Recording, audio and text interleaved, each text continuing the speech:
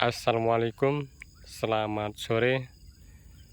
Kesempatan sore hari ini yaitu aktivitas kita melakukan penaburan dolomit pada tanaman atau untuk kita lakukan budidaya tanaman semangka.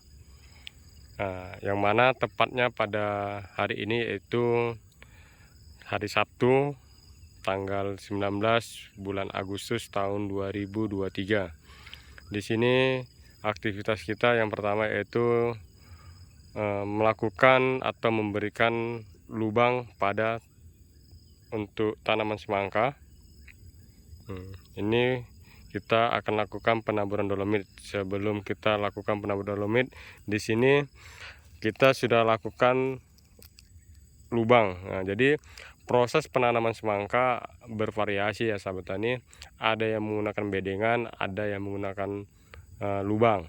Jadi di sini kita proses budidaya atau penanaman semangka kita menggunakan lubang.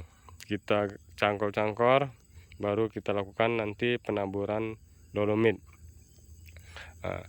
Jadi di sini jarak yang kita gunakan antara jalan perawatan dan jarak tanam dari lubang satu ke lubang satu dan jarak tanam untuk ke sananya itu kita menggunakan dari sini lubang pertama sama lubang kedua kita menggunakan 50 cm.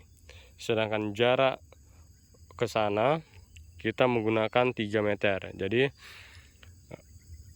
khusus tanaman ini kita lakukan jaraknya cukup jauh ya, 3 meter, karena dari pengalaman yang pertama kita menanam panjang tanaman atau pohon semangka ini bisa mencapai 4 meter. Jadi kita gunakan di sini jaraknya 3 meter.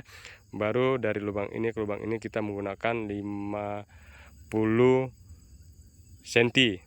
3 meter 50 cm. Jadi ini jalan perawatan antara lubang yang ini dan lubang yang ini jalan perawatan kita menggunakan jarak sekitar 60 sampai 80 cm.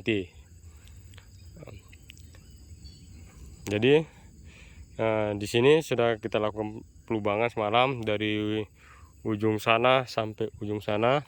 Sudah selesai kita lakukan pelubangan selama 2 hari. Jadi di sini kita bercocok tanam dengan adanya pohon kelapa sawit. Jadi di sini kita manfaatkan pohon kelapa sawit yang masih kecil, kita lakukan budidaya tanaman semangka. Oke sahabat tani, langsung aja kita akan sedikit review atau cara pengaplikasian kapur dolomit atau yang sudah dikenal yaitu kapur pertanian. Jadi ada beberapa cara pengaplikasian untuk kapur dolomit yang kita gunakan, yaitu merek apa nih, pupuk dolomit kualitas super. Yang memiliki kandungan MgO 18 sampai 24%. Jadi sebelum kita lakukan penaburan ada 3 cara secara pengaplikasian kapur dolomit berdasarkan dari sumber yang kita dapat yaitu kompas.com. Tujuan dari kapur dolomit ini yaitu merangsang pertumbuhan akar, juga melakukan penetralan pada tanah. Secara pengaplikasiannya ada 3 faktor. Yang pertama yaitu disebarkan ke lahan secara merata.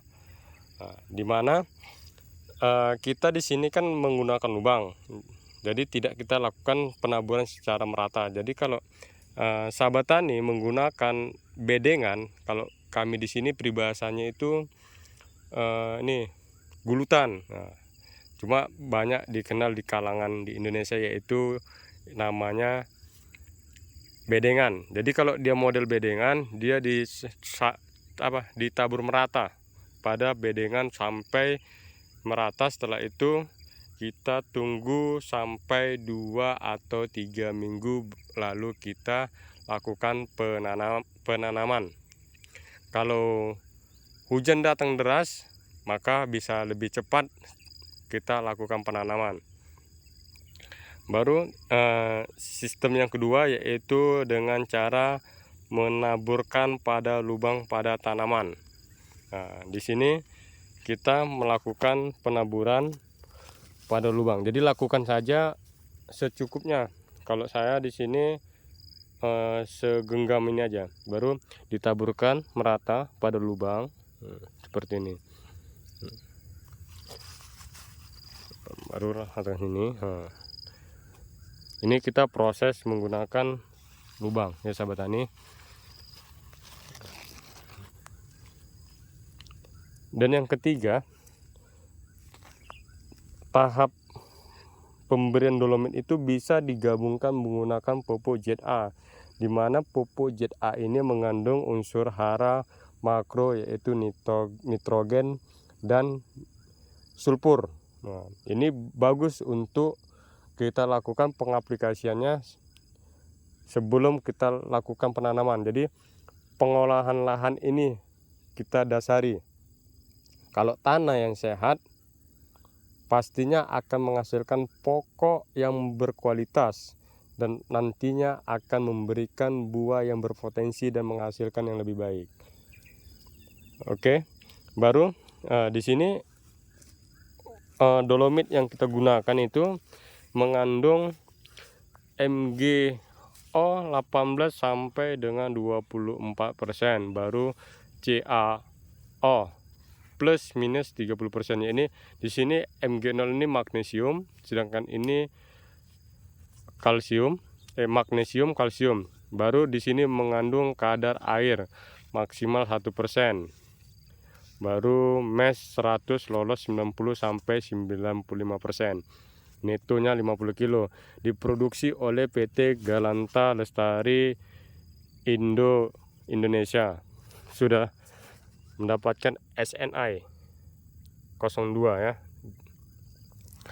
Nah, ini unsur hara makro sekunder ini memang dibutuhkan sangat kecil pada tanaman, tapi ini sangat berpengaruh pada tanaman semangka, karena fungsi dari tanaman semangka ini, fungsi dari kapur dolomit ini, pemberian dolomit ini yaitu membantu merangsang akar juga. Nah, pokok juga tergantung kepada ini dolomit. Jadi seandainya gini, jadi secara pengalaman yang kita yang lalu nanam semangka yang pertama, dia batang tanaman semangka itu pecah, itu unsur haranya itu kurang, yaitu unsur hara makro. Nah, jadi perannya sangat kecil tapi juga bermanfaat bagi tanaman semangka. Kalau seandainya pohon semangka batangnya itu pecah, maka jangan harap kualitas buah akan maksimal, karena kalau batang pecah dia lebih mudah terserang penyakit. Jadi kita lakukan pengantisipasian di sini. Kita lakukan langkah-langkah preventif ya sahabat tani. Langkah preventif. Oke sahabat tani. Jadi di sini tanaman semangka kita ini sebelum kita lakukan penanaman, yaitu kita akan lebih fokus kepada proses, yaitu pengolahan lahan. Jadi kalau lahan ini selesai steril, maka tanaman semangka yang akan kita hasilkan nanti bisa berkualitas. Oke sahabat tani. Nah, langsung lagi ini kita tabur.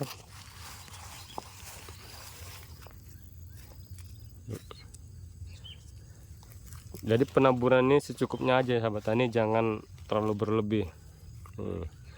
Kapur dolomit yang kita gunakan di sini sangat murah, hanya 37.000.